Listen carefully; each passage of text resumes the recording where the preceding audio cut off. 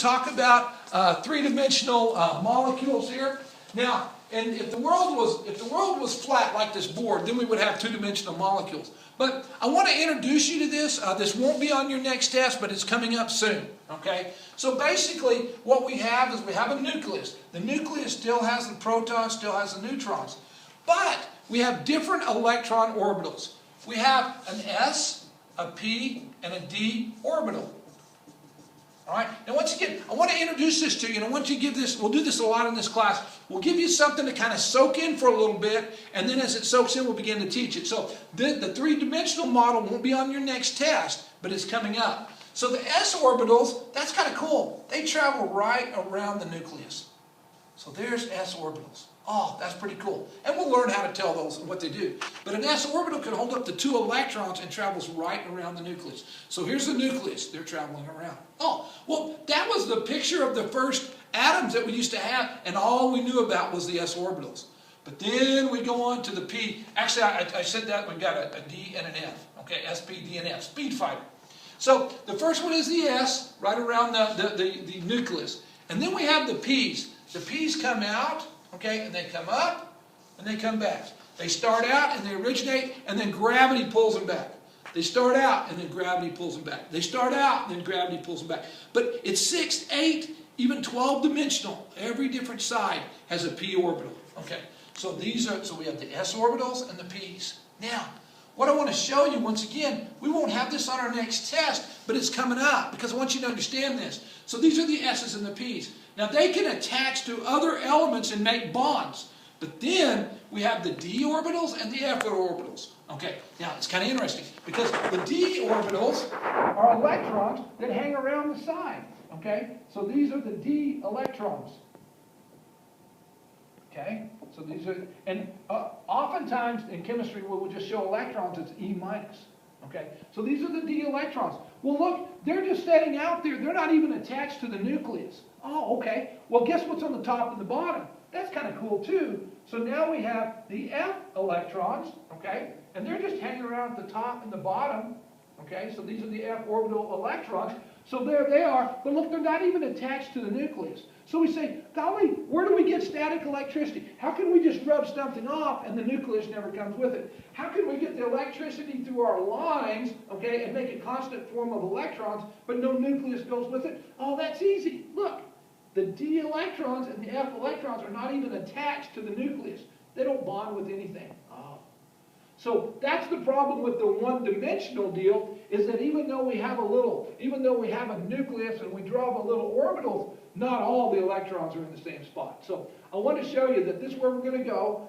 When you deal with electrons, and you know, back in your old high school classes or your beginning chemistry classes, we make everything one-dimensional. But ladies and gentlemen, members of the jury, you will not understand chemistry unless you begin to understand that this is real life. That it's not a two-dimensional, it's 3D, 4D, 5D, 12D. And so this is important. So I wanted to introduce this, even though we're not going to have this exact one on your next test. On your test, you're going to have to do a one-dimensional diagram. But I want to begin to introduce this. Okay. So, hey, this is where it gets kind of fun. I like to get through the introduction of the chemistry and start getting to some of this cool application stuff. So, all right, well, let's move on. You are going to have on this test, you are going to have density. Density is equal to mass over volume. So let's look at that, okay? So here's a practice problem like you might have on your test. If a sample of gold weighs 29.42 grams, it has a volume of 2.8 centimeters, what is its density? Well, once again, formula for density, the mass, so the grams is a mass, so 29.42 grams divided by the volume, okay, and it tells you it has a volume. So really, you know, in math, everybody's like, oh my gosh, word problems, I hate that, or whatever. But in chemistry, it's so simple because the word problems tell you exactly what you need to know to plug into the formula. So it literally tells you that it has a volume, and it literally tells you that it weighs this, which is the mass. So 29.42 divided by 2.8 equals 10. Oh, this looks pretty scientific, once again, you know, but we got to be a chemist. It says on your calculator 10.5071429 grams per centimeter. That looks scientific, but we got to say to ourselves, what significant figures? So we're looking for the least number, okay? So here's one decimal place, and there's 2 decimal places, so the least is 1. So our answer, so this whole thing is going to be equal to 10.5 grams per centimeter. Once again, we're just using the significant figures with the least number of decimal places. Okay? Well, let's move on. We talk about a graduated cylinder here. And a graduated cylinder, whenever we have a liquid in this graduated cylinder, the surface tension pulls the molecules to the side of this graduated cylinder, forming what we call a meniscus. A meniscus is a curved line due to the surface tension. Now, it's important and critical that we always read the bottom of the meniscus, because if we have a really large graduated cylinder, like we might have in the oil field when we do chemical analysis in the oil field, that meniscus, you might not even be able to see it. But when we do nuclear deals where we have 1/10 of a milliliter in one graduated cylinder, we would have a big meniscus. Always read the meniscus from the bottom.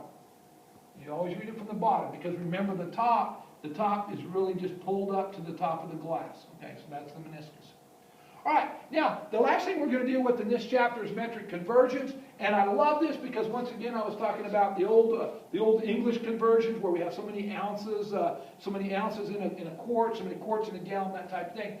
Metric conversions is all based on base 10, so we just simply move our decimal place. Okay, so here's a couple of examples. All right, so how many meters are equal to 4,830 centimeters? So what we ask ourselves is which one's larger and which one's smaller, okay? So once again, we have a meter, okay, and then a centimeter is 0.01 meters, all right? So since this is larger, we're going from larger to smaller, then we're going to make our answer smaller, okay? So how many meters are equal to 4,830 centimeters? Well, we take our 4,831, and since this is times 0.01, boom. So once again, we have, so how many meters are equal to this? So we're going to have 48.31 meters are equal to 4,830 centimeters. So see what the beauty is, it's all just changing the decimal place. So let's do another one, okay?